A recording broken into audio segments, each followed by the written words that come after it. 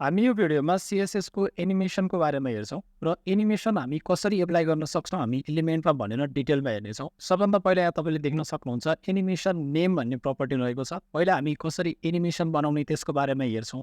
Animation बनाइसकेपछि हामीले बनाएको एनिमेसनलाई कसरी युज गर्ने त होइन, त्यसको बारेमा यो एनिमेसन नेम भन्ने प्रपर्टीभित्र हामीले बनाएको एनिमेसनको नेमलाई हामीले मेन्सन गर्नुपर्ने हुन्छ, त्यो हामी राख्छौँ। त्यसपछि एनिमेसन ड्युरेसनको कुरा छ। ट्रान्जिसन ड्युरेसन जस्तै एनिमेसन ड्युरेसन पनि कति समयभित्र हामीले एप्लाई गर्ने भन्ने कुराको बारेमा यसले डिस्क्राइब गर्छ। त्यसपछि एनिमेसन डिले कति समय होल्ड गर्ने भन्ने कुराको बारेमा डिस्क्राइब गर्छ। त्यस्तै तरिकाले हामीले एनिमेसन इटरेसन काउन्टको थ्रुबाट हामीले एनिमेसन एकचोटि लगाएको एनिमेसनलाई कतिचोटि रिपिट गर्ने त्यो कुरालाई डिफाइन गर्छ। त्यसपछि एनिमेसन डिरेक्सनको कुराहरू छ। यसमा हामीले अल्टरनेट, रिभर्स जस्तो एनिमेसनको प्रपर्टीहरू, एनिमेसन डिरेक्सनको प्रपर्टीहरू हामी दिन सक्छौँ। त्यस्तै तरिकाले एनिमेसन टाइमिङ फङ्सन होइन, हामीले ट्रान्जिसन टाइमिङ फङ्सनमा जस्तो हामीले इज गरेको थियो, इज इन गरेको थियो, इज आउट गरेको थियो, इज इन आउट गरेको थियो, त्यस्तै तरिकाले यहाँ पनि तिनै भ्यालुहरू राखेर हामीले हाम्रो एनिमेसनको स्टाइललाई हामी चेन्ज गर्न सक्छौँ। त्यसपछि एनिमेसन फिल्ड मोड रहेको छ।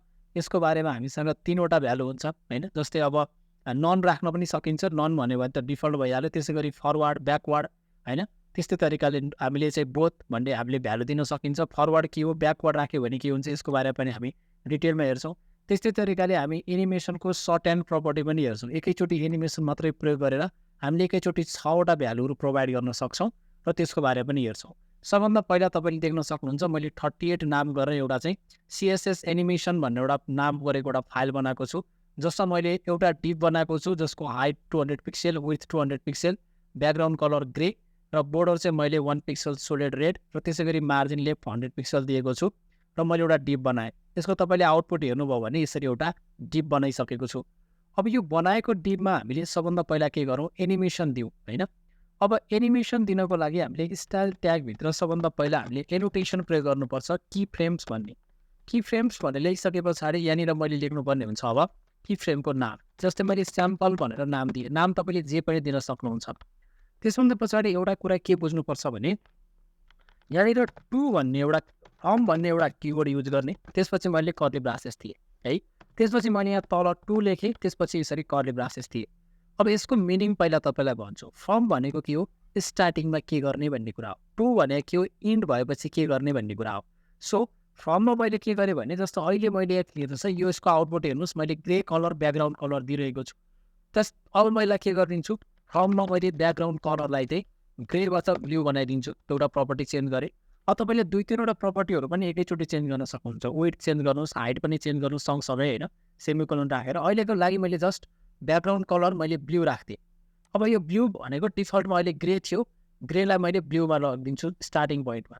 त्यसपछि टुमा लगिसकेपछि मैले ब्याकग्राउन्ड कलरलाई मैले के गरिदिन्छु भन्दा अक्वामा चेन्ज गरिदिन्छु। यसरी मैले चेन्ज गरेँ। अब यहाँ गयो भने त तपाईँको केही पनि चेन्जेस हुँदैन। अब यसलाई युज गर्नको लागि हामीले के गर्नुपर्छ भने जुन ठाउँमा हामीले CSS एप्लाई गरिरहेको छौँ आइडीभित्र, यहाँनिर लगेर मैले एनिमेसन नेम भन्ने प्रपर्टीलाई युज गर्छु। फर्स्टमा एनिमेसन नेम भन्ने प्रपर्टीलाई युज गर्छु र मैले यहाँ स्याम्पल भनेर लेखिदिन्छु। हेर्नुहोस् है, अब म ब्राउजरमा गएँ। ब्राउजरमा गइसके पछाडि यसमा अहिले हेर्नुहोस्, अहिले केही पनि चेन्जेसहरू यहाँ देख्न सक्नुहुन्न तपाईँले। अब मैले के दिनु पऱ्यो, एनिमेसनको ड्युरेसन दिनु पऱ्यो नि त।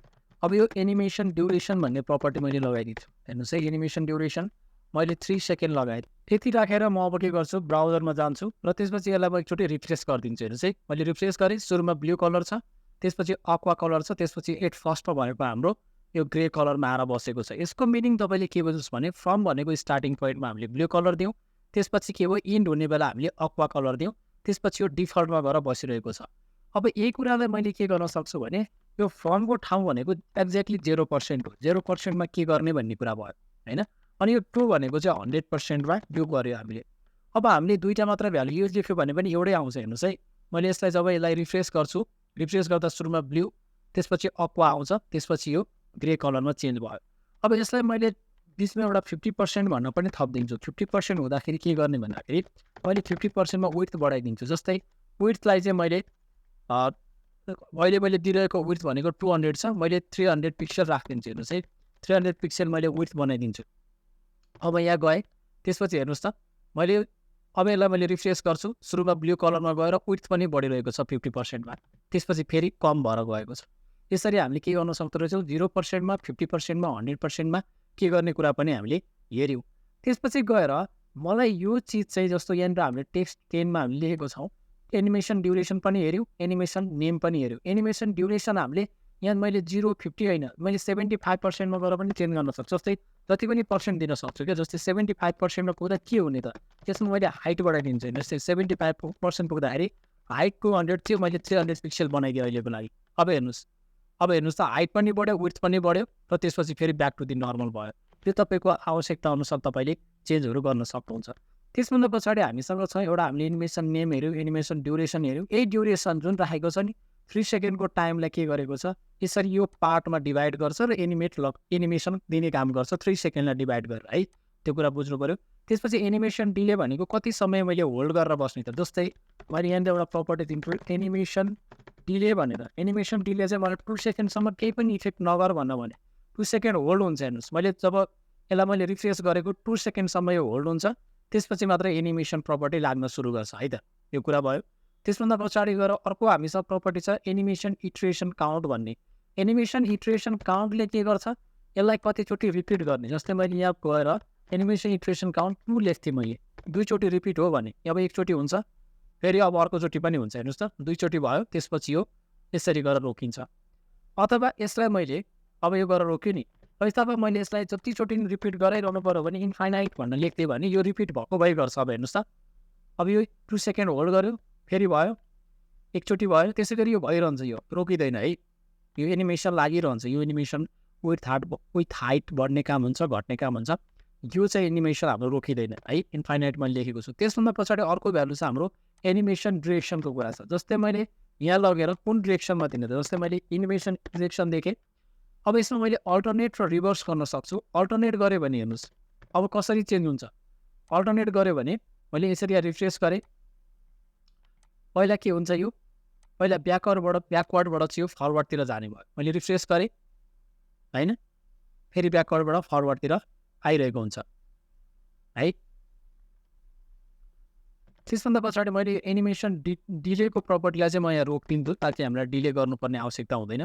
त्यस्तै तरिकाले हामीले रिभर्स पनि गर्न सक्छौँ होइन। रिभर्स प्रपर्टी राखेर पनि तपाईँले टेस्ट गर्न सक्नुहुन्छ।